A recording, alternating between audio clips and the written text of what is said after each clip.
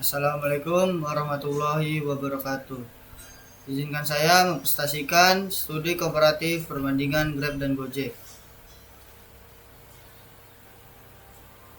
Anggota ada Andra Makitihami, Khalil Arumi Kaicil Putra, dan Agung Firmansyah.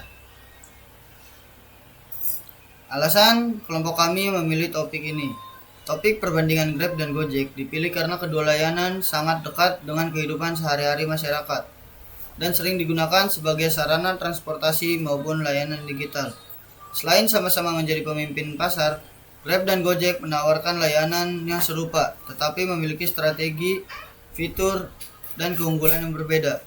Perbandingan ini menarik untuk dianalisis karena memberikan gambaran tentang persaingan bisnis digital, perkembangan teknologi, serta dampak sosial dan ekonomi bagi pengguna, mitra, pengemudi, dan pelaku UMKM. Dominasi kedua aplikasi ini dua raksasa di Asia Tenggara. Di landscape digital Asia Tenggara yang dinamis, Grab dan Gojek telah muncul sebagai pemain dominan merevolusi cara masyarakat bergerak, makan, dan bertransaksi. Kedua perusahaan multinasional ini tidak hanya bersaing dalam layanan transportasi online, tetapi juga dalam pengiriman makanan, logistik, dan pembayaran digital, membentuk ekosistem yang komprehensif untuk kehidupan kota. Sejarah singkat dan awal perkembangan. Grab didirikan pada tahun 2012 di Malaysia sebagai MyTaxi. Grab kemudian berekspansi pesat ke seluruh Asia Tenggara, mengubah namanya pada tahun 2016. Awalnya berfokus pada layanan taksi, Grab dengan cepat memperluas jangkauannya ke berbagai layanan on demand. Gojek dimulai pada tahun 2010 di Indonesia sebagai sales center untuk layanan kurir dan ojek. Gojek bertransformasi menjadi aplikasi seluler pada tahun 2015. Perusahaan ini dengan cepat menjadi pelapor super app di Asia Tenggara, menawarkan lebih dari 20 layanan dalam satu platform. Selanjutnya, presentasi akan dilanjutkan oleh rekan saya yaitu Khalil. Selanjutnya ada layanan utama Grab dan Gojek mengenai transportasi, pengiriman, dan pembayaran digital. Untuk transportasi sendiri, keduanya itu memiliki layanan ride-hailing yang luas, mulai dari mobil pribadi hingga sepeda motor, bahkan taksi. Mereka juga memberikan kemudahan aksesibilitas bagi jutaan pengguna setiap hari. Untuk pengiriman, baik GrabFood maupun GoFood itu mendominasi pasar pengiriman makanan dengan jangkauan restoran dan merchant yang sangat luas. Layanan pengiriman barang seperti Grab Express, GoSend itu juga menjadi andalan untuk logistik instan. Dan juga ada pembayaran digital, yaitu GrabPay dan GoPay adalah platform pembayaran digital terkemuka yang memungkinkan transaksi cashless di berbagai merchant. Misalnya isi ulang pulsa, pembayaran tagihan, dan banyak lagi. Selanjutnya ada keunggulan kompetitif Grab. Di sini ada jaringan regional yang luas. Jadi Grab ini memiliki kehadiran yang lebih kuat di sebagian besar negara Asia Tenggara, memberikan skala operasional yang signifikan dan daya tawar yang lebih besar.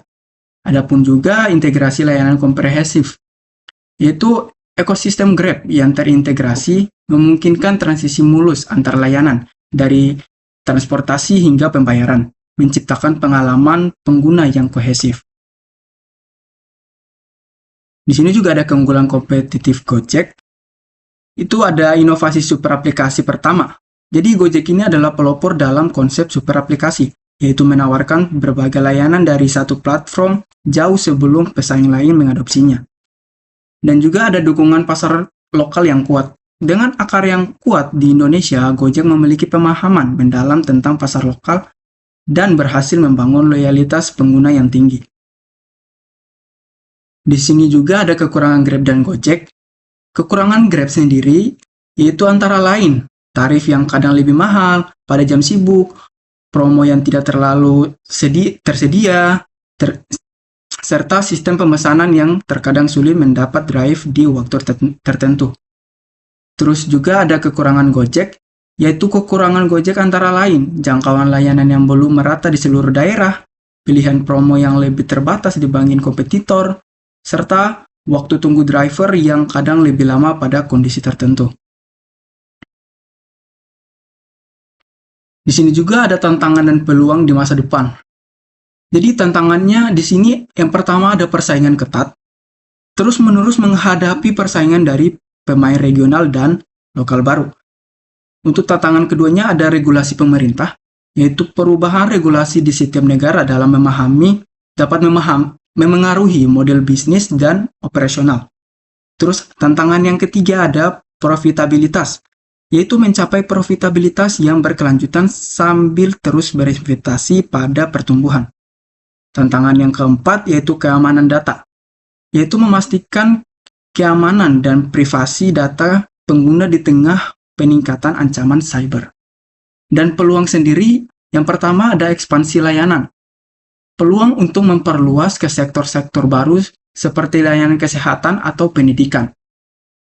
Peluang yang kedua ada penetrasi pasar baru, yaitu memperluas jangkauan ke kota-kota lapis kedua. Dan ketiga yang belum terlayani.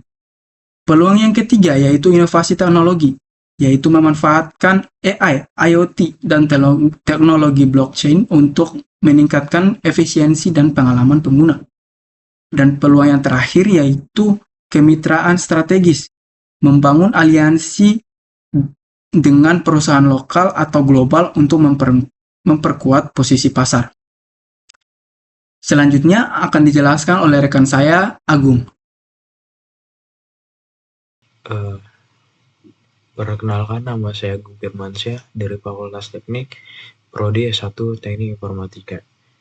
Baik, saya di sini akan melanjutkan presentasi dari rekan saya yaitu Khalil Lakaputra. Pertama ini ada prospek dan inovasi selanjutnya. Persaingan antara Grab dan Gojek kemungkinan akan terus berlanjut, mendorong inovasi dan efisiensi, fokus pada teknologi, ekspansi layanan, dan pemahaman mendalam tentang kebutuhan pasar lokal akan menjadi kunci keberhasilan mereka. Kedua raksasa ini tidak hanya bersaing untuk dominasi pasar, tetapi juga untuk membentuk masa depan digital Asia Tenggara. Di sini ada hasil utama penelitian. Hasil utama dari penelitian ini menunjukkan bahwa Grab dan Gojek sama-sama memberikan kemudahan dalam transportasi dan layanan digital, namun memiliki perbedaan yang dirasakan secara nyata oleh pengguna. Grab unggul dalam variasi layanan dan jangkauan, sedangkan Gojek lebih unggul dalam keterjangkauan harga dan kemudahan akses bagi mahasiswa. Perbedaan tersebut memengaruhi pilihan pengguna sesuai kebutuhan dan situasi penggunaan. Kesimpulan perbedaan Grab dan juga Gojek. Sebagai kesimpulan, Grab dan Gojek merupakan layanan transportasi online yang memiliki fungsi dan tujuan yang sama, namun berbeda dalam strategi, harga, promo, dan keunggulan layanan. Grab unggul dalam fitur variasi dan jangkauan, sementara Gojek lebih diminati karena harga yang lebih ramah bagi pelajar dan mahasiswa. Perbedaan ini memberikan pilihan bagi pengguna untuk menyesuaikan aplikasi dengan kebutuhan dan kondisi masing-masing. Lalu sini ada pembagian tugas anggota kelompok. Andra Makitiami menganalisis sejarah singkat Grab dan Gojek secara singkat serta memasukkan hasil analis dari anggota lain.